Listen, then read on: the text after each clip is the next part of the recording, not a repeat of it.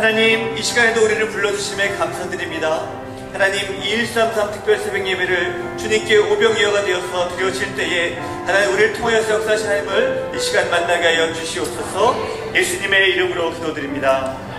아멘. 신약성경 사도행전 20장 22절로 27절까지 말씀입니다. 제가 가진 책은 신약성경 223면이 되겠습니다. 오늘이 20장 22절에서 27절까지 함께 읽으실 때에 오늘 새벽에 하나님께서 우리계시는 계시의 말씀 함께 받겠습니다. 제가 먼저 20장 22절을 봉독을 합니다. 보라, 이제 나는 성령에 매여 예루살렘으로 가는데 거기서 무슨 일을 당할는지 알지 못하노라. 오직 성령이 각성에서 내게 증언하여 결박과 환난이 나를 기다린다 하시나. 내가 달려갈 길과 주 예수께 받은 사명 곧 하나님의 은혜의 복음을 증언하는 일을 마치려 하면은 나의 생명조차 조금도 귀한 것을 여기지 아니하노라. 보라, 내가 여러분 중에 왕래하며 하나님의 나라를 전파하였으나 이제는 여러분이 다 내 얼굴을 다시 보지 못할 줄 아노라. 그러므로 오늘 여러분에게 증언하노니와 모든 사람의 피에 대하여 내가 깨끗하니 이는 내가 거는 게 아니고 하나님의 뜻을 다 여러분에게 전하였음이라. 아멘. 이 시간에 성령과 사명의 메인 사람이라는 제목으로 박승나이 목사님 하나님 말씀 덮여 주시겠습니다. 성령 하나님의 압도하는 은혜가 오늘 이 시간 우리에게 함께하게 주님의 이름으로 간절히 소원합니다. 사도 바울이 1차, 2차, 3차 전도여행 중에 가장 오랫동안 있었던 곳은 에베소입니다. 무려 3년이라는 시간을 이곳에 이렇게 보내게 되었는데요. 대개는 일주에서 3주 정도 있었던 것에 비하면 이 3년이라는 시간은 아주 긴 시간, 또 어떻게 보면 사도 바울의 생애 가운데서 가장 많은 시간들을 이곳에서 보냈던 것을 볼 수 있습니다. 특별히 밀레도라는 섬에서 에베소에 들리지 않고 에베소에 계신 장로님들과 평신도 이루자들을 통하여서 이제 에베소를 떠나면서 다시 얼굴을 볼 수 없을 것 같은 그런 모든 부분에서 한 가지 한 가지 어떻게 보면 목회적 차원에서 또 그리고 내가 떠난 뒤에 이 교회가 앞으로 되어질 상황들에 대해서 한마디 한마디씩 해주는 참 귀한 대목이 오늘 본문 가운데서 계속되어지고 있습니다. 사도 바울의 생애를 살펴보면 정말 파워풀한 사역을 섬겼는데요. 그것을 한 4가지 단어로 먼저 정리를 했습니다. 첫 번째는 겸손, 두 번째는 눈물, 세 번째는 인내, 네 번째는 용기라는 단어입니다.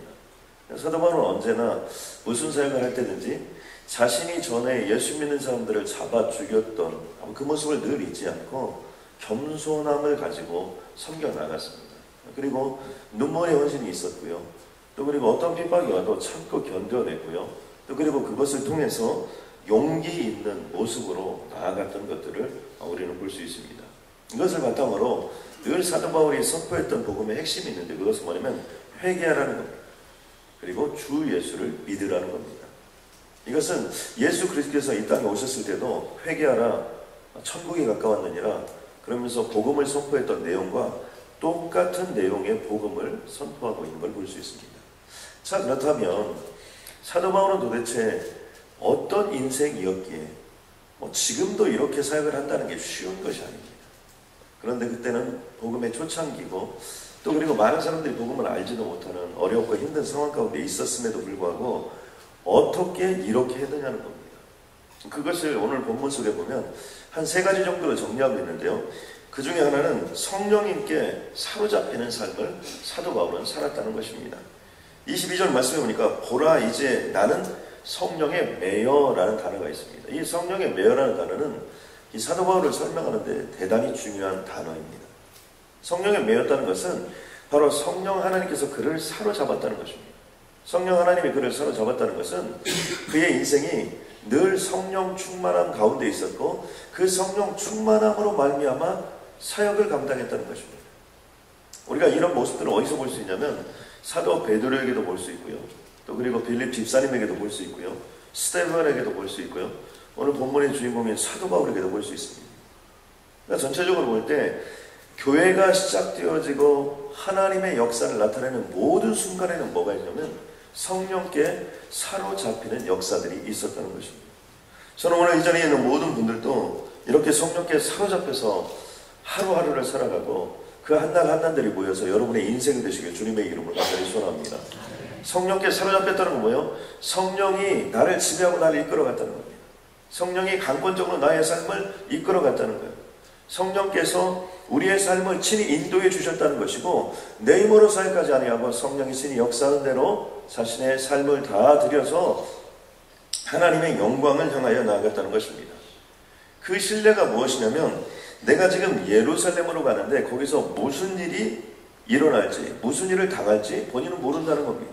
이 얘기는 뭐냐면, 앞으로 자신에게 어떤 환난이 오고 어떤 어려움이 올지 자기는 모른다는 겁니다. 그럼에도 불구하고 성령께서 나를 사로잡아 예루살렘으로 인도하니 나는 그 예루살렘을 향하여 간다는 의미입니다. 23절에 보니까 오직 성령이 각성해서 내게 증언하여 결박과 환난이 나를 기다린다 하시니, 성령님이 가르쳐 주었다는 거죠. 네가 가는 길에 결박이 있을 거라, 네가 가는 길에 환난이 있을 거라는 겁니다. 그럼에도 불구하고 어떻게 돼요? 결박과 환난이 나를 기다리는데, 결박과 환난이 기다리는 곳으로 내가 향하여 가는 겁니다. 이렇게 갈 수 있는 이유는 무엇입니까? 바로 그것은 성령이 나를 강권적으로 인도하시기 때문이라는 겁니다. 저도 이렇게 목회를 하다 보니까 이런 경험이 있는데요. 그것은 제가 교회를 개척할 때입니다. 제가 남가선에 한 6년 동안 있으면서 처음에는 세리토스를 맡았고, 그 다음에 LA 지역을 맡았고, 그 다음에 맡았던 것이 얼바인 지역입니다. 그래서 얼바인에서 사역을 잘하고 있다가 이제 교회를 개척하게 되었습니다. 대개는 자기가 있는 지역에서 개척을 했습니다. 왜냐하면 순장 소모님들도 다 아시고 그 지역의 분들도 다 아시기 때문입니다. 그래서 저도 심플하게 생각하고 얼바인의 교회를 개척하려고 그렇게 마음을 먹고 그쪽 지역을 늘 보고 또 탐방도 하고 또 그 지역에 있는 순장님들도 만나고 또 여러 가지 이렇게 준비를 하고 있었는데, 어느 날 꿈에 동부의 시대가 온다고 주님께서 저의 꿈에 말씀해 주셨습니다. 제가 그때만 해도 LA 동부가 어딘지 잘 몰랐습니다. 그래서 LA 동부가 어딘가 해봤더니 57번을 넘었습니다. 근데 제가 남가르사나에 있는 지역 중에 다 해봤는데 LA 동부 지역만 한 번도 담당 사역자를 안 해봤어요. 지금도 기억이 나는 게, 잘 아시는 집사님 여기 71번에 여기 이사를 오셔서, 그때만 해도 10년 전이니까 처음 이쪽에 집이 지어져서 이사를 여기 왔는데, 그때 91번에서 71번 오면서 와, LA에도 이런 시골이 있구나. 왜냐면 거기 댐이 있고 늪지대가 있는데 너무 인상적이었어요. 그 숲이 다 거기 이렇게 잠겨져 있는 모습이, 와, 정말 여기는 저 푸른 초원이구나 이렇게 생각했는데, 하나님께서 저를 여기로 인도하셨어요. 제가 생각해본 것도 아니고 또 이쪽 지역에 가야 되는 어떤 그런 부분도 없었는데 정말 성령님이 강권적으로 인도하셨고, 또 제가 지금도 생각나는 게, 동부의 시대가 온다는 것을 순장머리에서 먼저 딱 발표를 했는데 이것이 얼마나 센세이션을 많이 일으켰냐면, 정말 어떤 리얼터 하시는 분이 리얼터 거기 신문에 내면서 동부의 시대가 온다 그것을 트레이드 마크로 해가지고 광고를 낼 정도로, 그래서 이거 정말 하나님이 쓰시는 용어구나. 그래서 여러분 지금 우리 동부 사랑의교회가 세워지게 되었고 오늘 이 시간까지 오게 된 겁니다. 여러분 아멘입니까? 그러니까 성령이 하시는 일이 있더라고요. 우리가 아무리 계획을 하고 준비를 하고 해도 성령이 인도하시는 길이 있다는 거예요. 또 한 가지는 사도 바울이 사명에 사로잡혔다는 것입니다. 분명히 결박과 환난이 그를 기다리고 있었습니다. 맞아요. 그런데 성령께 사로잡혔는데 왜 그 길을 걸어갔느냐는 겁니다. 바로 그것이 사도 바울의 사명입니다. 내가 달려갈 길과 주 예수께 받은 사명을 자신은 받았다는 거예요. 그러니까 내가 어디를 향해 달려가야 되는지, 어떤 길을 가야 되는지 분명히 하나님이 허락해 주셨다는 겁니다. 그것이 무엇입니까? 하나님의 은혜와 복음을 증언한 일을 마치려 하면, 그것은 복음을 전하는 거예요. 하나님께서 나에게 선포하라고 했는데 그 선포하는 일을 마쳐야 된다는 거예요. 어떠한 방법으로? 나의 생명조차 조금도 귀한 것으로 여기지 아니하였다고 고백하고 있습니다. 그러니까 나의 생명조차 조금도 귀하지 않게 여겼다는 것은 뭐냐면, 내게 받은 사명을 위해서 내가 내 자신의 남은 생애를 바치기로 결단을 내렸다는 거예요. 여러분, 이 세상에 어떤 사람이 제일 무서운 사람입니까? 결론을 내린 사람이 제일 무서운 사람. 근데 어떠한 결박이 와도 어떤 환난이 와도 나의 생명조차도 하나님께 드리기로 결단했고 그 복음을 위하여 드리기로 결단을 했다는 것입니다. 빌립보서 1장 21절 말씀이니까, 이는 내게 사는 것이 그리스도이니 죽는 것도 유익합니다. 그러니까 살고 죽는 것들이 큰 문제가 되지 않았어요. 성공하고 실패하는 일이 큰 문제가 되지 않았어요. 왜냐하면 성공하든 실패하든 나에게는 꼭 가야 할 일이 있기 때문이에요. 살아도 가야 될 일이 있고 죽어서도 가야 될 길이 있는 거예요. 그 길이 정해졌기 때문에 사도 바울은 그 길을 향하여 나아갔던 것입니다. 빌립보서 2장 17절 말씀에 보면 참 이런 고백을 한다는 것이 너무나 가슴에 와닿는데요. 내가 나를 전제로 드릴지라도, 이 전제는 뭐냐면 산 제물입니다. 그러니까 원래는 소나 양이 죽어야 되는데 내가 살아서 내 자신을 제물로 드린다 할지라도 나는 기뻐하고 너희 무리와 함께 기뻐할 수 있다는 거예요. 왜요? 나는 이미 모든 것들을 결정하고 결론을 내린 인생을 산다는 겁니다. 바로 이런 인생을 사는 분들이 말씀이 결론이 되고 진리가 결론이 되고 예수님이 결론이 되고 나의 인생을 천국이 결론이 된 삶을 살아가는 것이죠. 그렇기 때문에 성공하고 실패하고 이런 것들이 대단한 것 같고 또 그리고 뭐 잘 살고 못다는 것이 엄청난 차이가 느끼는 것 같지만 본질이 정해지고 가는 길이 정해진 사람에게는 그것이 하나의 장애물이 될지는 몰라도 영원히 그를 막을 수는 없다는 것입니다. 그렇기 때문에 성령이 충만한 사람은 물의 원리와 똑같습니다. 산이 가로막으면 굽이쳐 흐르고요. 웅덩이가 가로막으면 다 채워서 흐르고요. 무엇인지 계속해서 흘러가는 모습들. 바로 이것이 성령의 사람 또 그리고 사명에 사로잡힌 사람들의 모습입니다. 세 번째는요. 충성과 최선을 다하는 삶을 살았기 때문에 사도 바울에게는 이런 아름다운 모습들이 있었다는 것입니다. 사도 바울은 그의 삶 속에 성령께 사로잡혔습니다. 또 그리고 사명에 사로잡혔습니다. 그리고 충성스럽게 그 일을 감당했고요. 최선을 다해서 그 일을 감당했습니다. 어떤 경우에는 우리들이 해야 될 일도 있고 다 있다 하더라도 그것을 감당하지 않음으로 어려워진 일도 얼마든지 있습니다. 성경 속의 인물들의 모아도요. 정말 사명이 없어서가 아닙니다. 때로는 성령 받았던 적이 없어서가 아닙니다. 그런 것들이 다 있었다 하더라도 정말 그 길을 제대로 가지 못하는 요나와 같은 사람이 분명히 있습니다. 근데 사도 바울은 그렇게 하지 않았다는 거죠. 모든 사람의 피에 대하여 내가 깨끗하니 이런 단어를 사도 바울이 종종 씁니다. 이 단어의 의미는 이것입니다. 내가 복음을 위하여 충성을 다하고 모든 것들을 다하여 복음을 전했다는 거예요. 선포했다는 거예요. 그러므로 나는 모든 사람에 대해서 깨끗하다는 겁니다. 왜? 내가 최선을 다해서 복음을 전하고 내가 할 수 있는 모든 걸 다 했기 때문에 그것을 받아들이고 받아들이지 않고는 그 사람이 해야 됩니다. 여러분 용서를 어떻게 하는지 아십니까? 용서를 내가 널 용서할 테니까 너도 날 용서해라. 이건 세상의 방법이에요. 하나님의 방법이 용서는 그렇게 하지 않습니다. 예수님은요 2000년 뒤에 이렇게 죄악을 짓고 살아가는 우리를 위하여 일단 어떻게 되는 겁니까? 용서를 선포하고 본인이 죽어버리는 거예요. 이게 하나님의 방법. 그런 것처럼 사도 바울 또한 복음을 위하여 자신의 모든 것들을 다 전하고 다 선포해버렸습니다. 받아들이고 누가 하는 거예요? 바로 그 사람이 해야 된다는 것입니다. 이는 내가 꺼리지 않고 하나님의 뜻을 다 여러분에게 전하였습니다.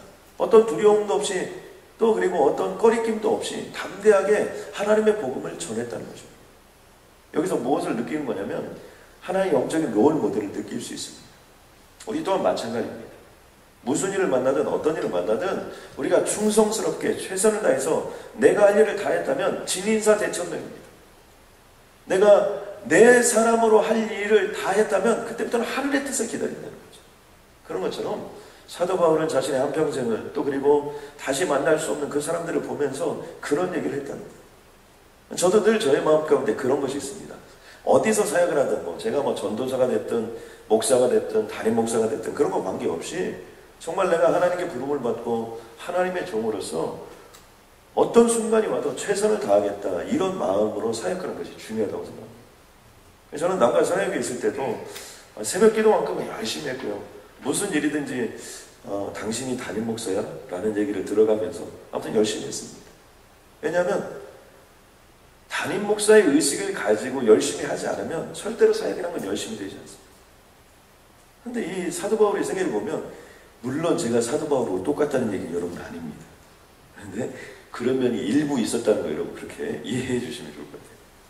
오늘 이 말씀을 통해서 우리가 깨달을 수 있는 것은 무엇입니까? 첫 번째는 성령과 사명에 사로잡혀 사는 인생이 되지 않는 것입니다. 여러분 아멘입니까?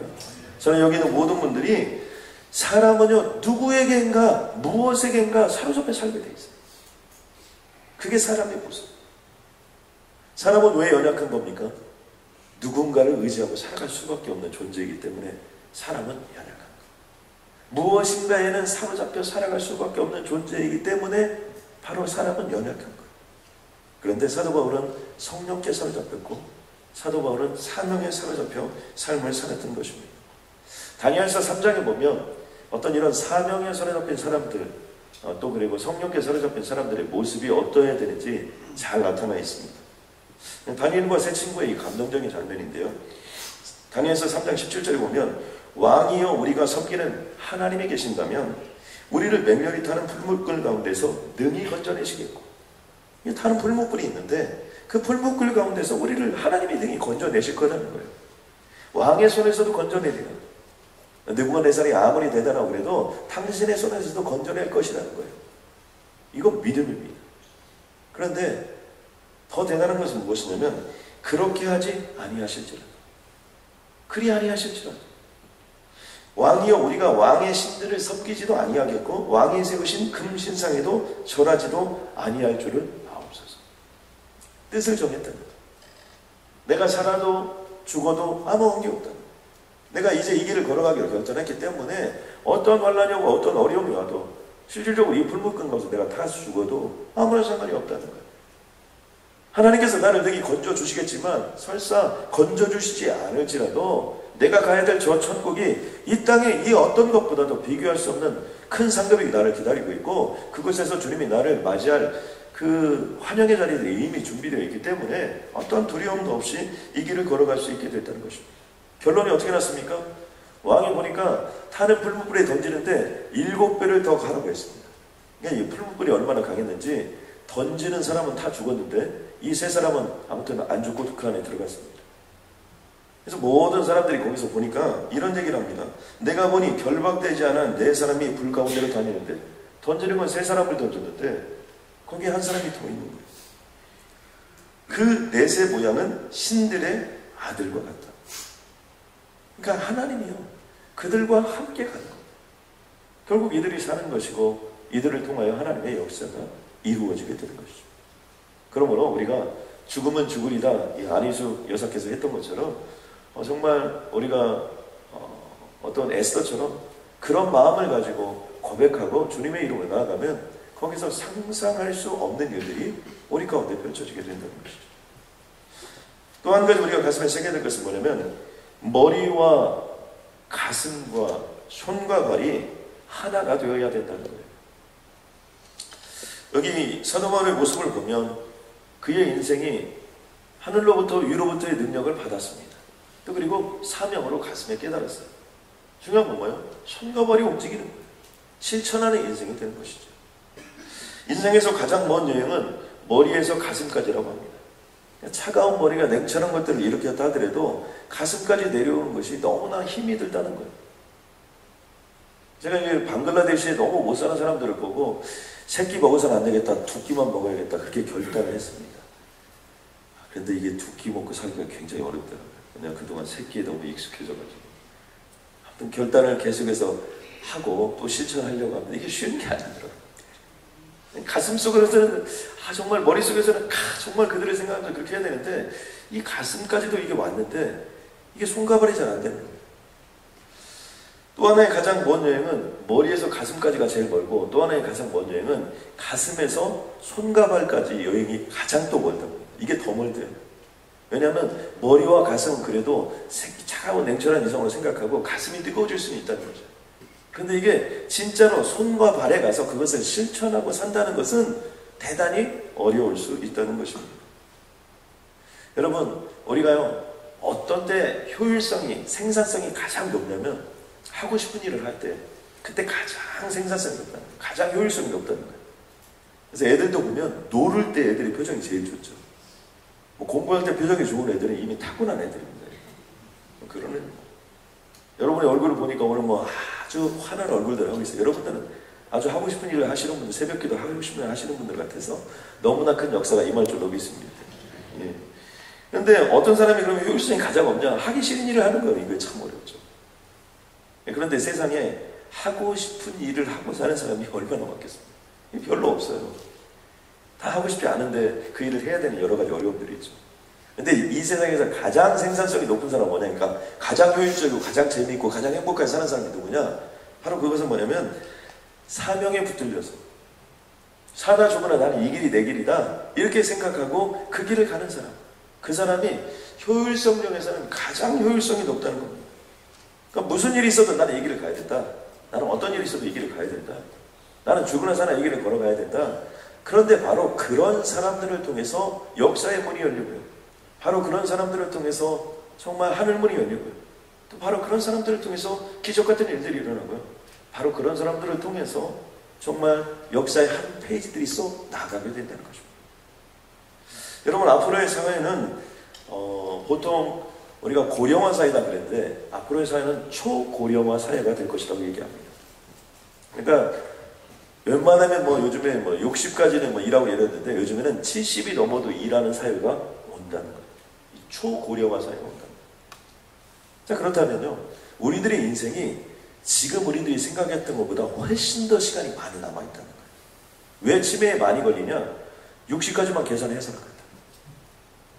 60 이후는 생각을 안 했기 때문에 치매에 걸린다는 거예요. 여러분, 주님 오실 때까지 새벽기도하고 작정하시는 분은 치매에 걸리고 싶어도 걸릴 수가 없는 거예요. 초고령화 사회가 온다니까요. 인생이 40, 50 아니에요. 앞으로 10년, 20년, 30년 얼마나 많이 남았는지 모릅니다. 제가 요즘에 이렇게 장례나 이런 데 참석해보면요, 웬만하면 80, 90까지 다 사십니다.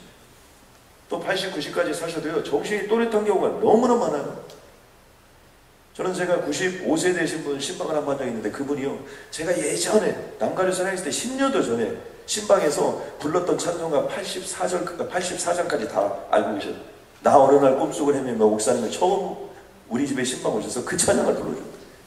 나는 기절합니다. 저는 다 잊어버렸는데 95세 되신 할머님이 10년도 넘은 그 찬양 다 기억하고 있어요.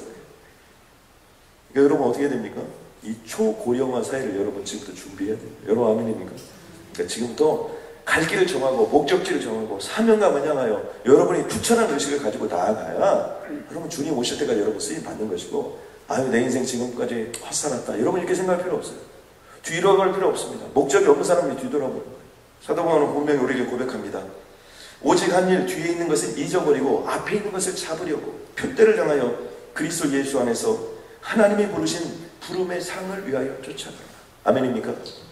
오늘 그 목적을 향하여 한 걸음 한 걸음 뜻을 정하고 나아가면 하나님이 그 인생을 쓰지 아니할 수 없는 것. 그렇게 해서 사도 바울이 쓰임받았다. 여러분 이번 한 주간 목표를 향하여 목적을 향하여 초질만 나가시고 뒤돌아보지 않고 가장 행복한, 가장 효율성이 높고 가장 생산성이 높은 한 주간이 되시길 주님의 이름으로 간절히 소원합니다. 하나님 감사합니다. 맹렬히 타는 불못불 가운데서도 능히 우리를 건져주실 줄로 믿습니다. 세상의 어둠의 모든 손에서도 우리를 건져주실 줄로 믿습니다. 하나님, 그러나 그렇게 하지 아니하실지라도 뜻을 정하고 133 특별 새벽기도를 주님 손에 올려드립니다. 나를 산 제사로 산 제물로 아버지와 올려드리오니 주여 전제로 나를 받아 주시옵소서. 하나님, 우리는 성공과 실패에 좌우되는 인생이 아닙니다. 하나님, 우리는 잘되고 못됨에 좌우되는 인생이 아닙니다. 잘나고 못난 것들에 좌우되는 인생이 아니라 뜻을 정하고 사명을 가지고 이 땅을 살아나가오니 5,000명이 먹고도 12강조가 남는 인생으로 주님 우리를 인도하여 주시옵고, 주님이 하시겠다 하셨사오니 반드시 동사 드림센터의 기적을 베풀어 주옵소서. 또 오늘 이 자리에 참석한 모든 분들에게도 주님 친히 역사하여 주셔서 모든 가정이 5,000 가정을 먹이고도 12강조가 남는 인생으로 거듭나게 하여 주시옵소서. 오병이의 주인공들이 되게 하여 주옵소서. 그 영광이 말지어다, 그 능력이 말지어다. 하나님, 이미 지나갔던 것들 다 잊어버리고 앞에 있는 것을 잡으려고 푯대를 향하여 나갔던 사도 바울처럼 우리 또한 예수 그리스도 안에서 위에서 부르신 부름의 상을 향하여 나아가는 상급받는 귀하고 복된 인생 되게 하여 주옵소서. 예수님의 이름으로 기도드렸습니다.